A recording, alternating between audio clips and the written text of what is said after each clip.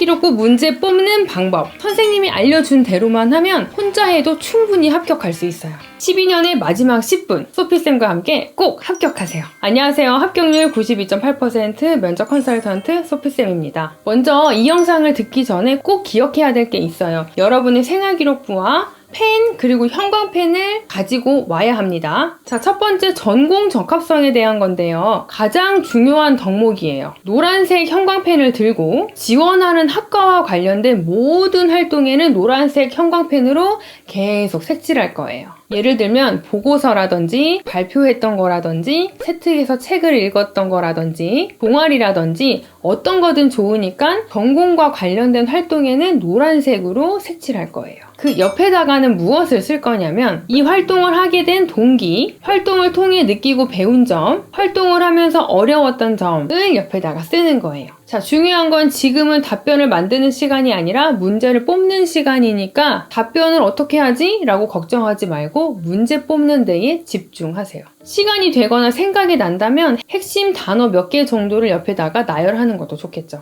자, 두 번째, 발전 가능성입니다. 평가 요소 중에 전공 적합성만큼이나 중요한 영역인데요. 예를 들면 어떤 성적이라도 상관이 없으니 조금이라도 상향 곡선을 그렸다면 이것도 발전 가능성에 포함이 되니까 파란색 형광펜으로 찍 그으세요. 또는 1학년 때 했던 활동을 2학년 때 연계했던 것도 여러분이 발전하려고 하는 노력을 한 거니까 파란색으로 찍 긋고요. 1학년 때 비해서 2학년 때, 2학년 때 비해서 3학년 때 조금 더 발전하고 잘한 게 있다면 무조건 파란색 형광펜으로 색칠을 하시면 됩니다. 이 과정에서는 특히 여러분의 성장 과정을 보여줄 수 있는 거기 때문에 하나라도 빠뜨리지 말고 어떤 부분에서 1학년 때보다 나았는지를 꼼꼼하게 확인한 후에 체크하시기 바랍니다. 성적이나 모든 활동에서 마찬가지인데요. 큰 폭의 성장이 아니더라도 조금이라도 좋으니까 향상된 게 있다면 꼭 체크하고 넘어가세요.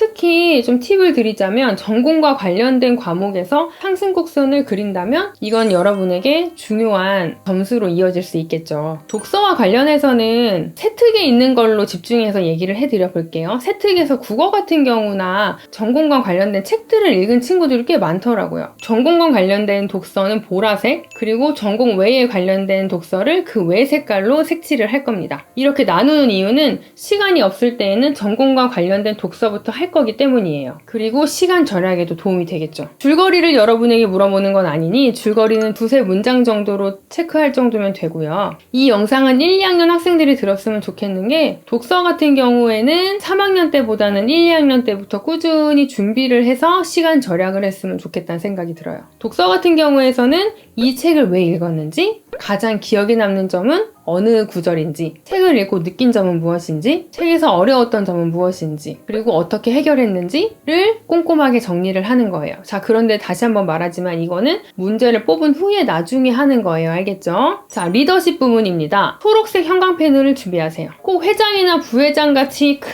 거를 맡은 게 아니어도 상관이 없어요. 임원 활동을 한 유무가 여러분의 합격, 불합격을 결정짓는 것은 절대 아닙니다. 많은 인원을 끌고서 리더를 했던 경험도 너무너무 좋겠지만 적은 인원을 끌더라도 꾸준하게 이 활동을 한 게 중요한 거예요. 예를 들면 출석부 담당이라든지 조별 활동 중에 조장 경험이 있는지, 휴대폰 수거 담당이라든지 과제물 취업 담당, 학습부장, 숙제준비위원 등과 같은 아주 작은 거라도 상관이 없어요. 그러니 내가 이 활동을 하면서 무엇을 느꼈고 무엇을 배웠고 무엇이 어려웠는데 팀원들이랑 어떻게 화합을 했는지 라는 내용을 쓰는 게 중요하죠. 자, 이건 무슨 색깔? 초록색깔 형광펜으로 체크하세요. 자, 마지막 인성 공동체 부분인데요. 주황색 형광펜을 준비하세요. 타인에 대한 내가 배려했던 모습 아니면 함께 화합했던 모습이 있었던 활동은 모두 다 주황색 형광펜으로 색칠을 하는 거예요. 예를 들면 친구들에게 모르는 문제를 알려줬다든지, 노트 필기를 보여줬다든지, 아픈 친구를 도와줬다든지, 단체 활동 이후 뒷정리를 어떻게 했다든지, 학급 미화 활동을 했다든지, 멘티 멘토 활동을 했다든지